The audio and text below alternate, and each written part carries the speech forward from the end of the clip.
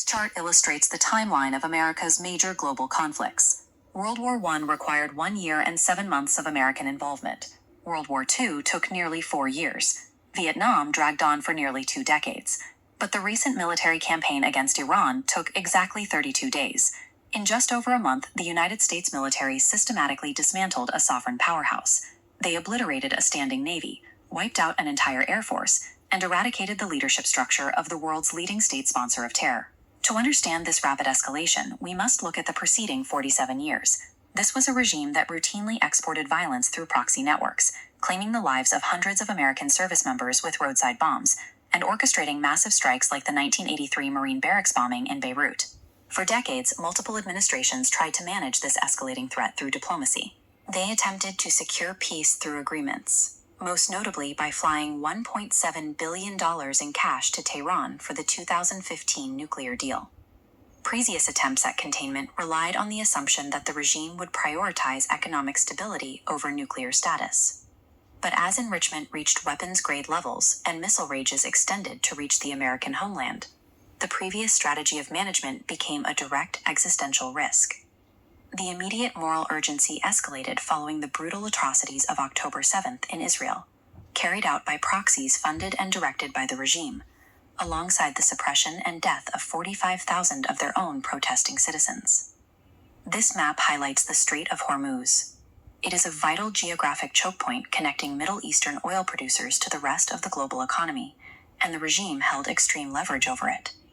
They used this massive vulnerability in global maritime trade as a shield. The underlying assumption was that no Western power would risk triggering a catastrophic global energy crisis by intervening, giving the regime cover to build long-range ballistic missiles capable of reaching Europe and the American homeland.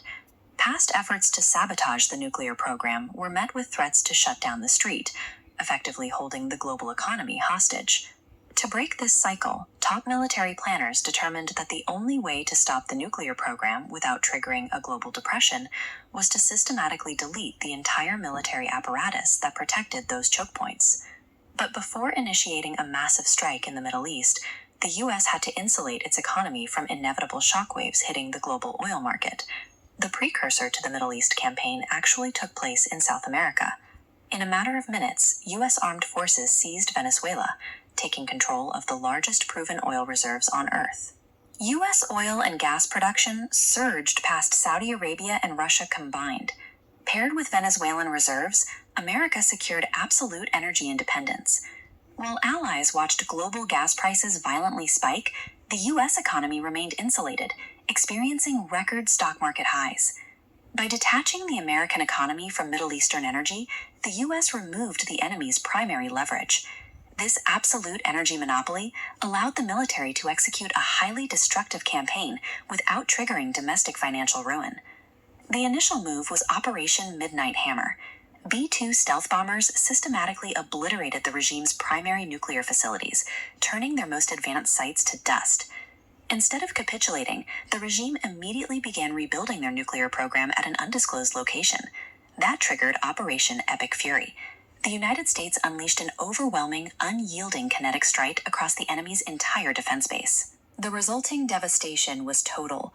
Within 4 weeks, the regime's navy was completely gone, their air force was in ruins, their radar systems were annihilated, and their command structure was decimated. To achieve this complete collapse, the human cost to the American military was starkly asymmetrical. Exactly 13 American service members lost their lives during the entire conflict. By replacing years of grueling ground combat with 32 days of systemic decapitation, this unprecedented operation proved that absolute victory could be achieved through speed, overwhelming aerial supremacy, and extreme precision. With the original terrorist leadership wiped out by the initial strikes, a forced internal regime change has already occurred. A new, significantly less radical group of leaders is currently attempting to hold the remaining fragments of the country together. They have been handed a blunt ultimatum: finalize a diplomatic agreement immediately, or the United States will simultaneously destroy every single remaining electrical generating plant in their country. Beyond the immediate destruction in the Middle East, the success of this campaign signals a massive withdrawal of American protection over global trade routes. This map shows the Strait of Hormuz again. Because the United States imports almost zero oil through this passage and no longer relies on the region for fuel, American naval forces are stepping back from their historical role as the region's protective police force. This leaves allied nations and other global powers with a very harsh reality. If they need oil to run their economies, they either have to buy it directly from the United States, or they must build up their own military presence and physically defend the strait themselves. By securing its own energy borders, leveraging a hyper-efficient military, and entirely dismantling its fiercest adversary, the United States has detached itself from the burden of global peacekeeping. It now operates as an entirely self-sufficient superpower that commands the global stage purely through unmatched force and total economic independence.